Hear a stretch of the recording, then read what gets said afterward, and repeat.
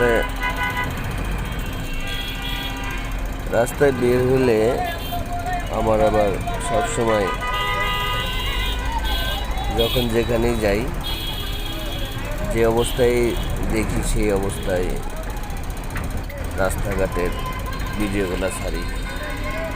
অবশ্য আশপাশে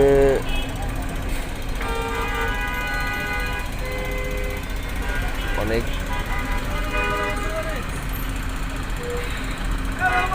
রাস্তার অবস্থা ওরকম একটা ভালো না।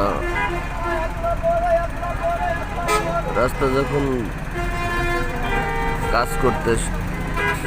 কাজে শুরু করছে রাস্তার কাজ, তখন একটু রাস্তার অবস্থা একটু খারাপই থাকে। এক সময় যেখানে আমি দাঁড়িয়ে আছি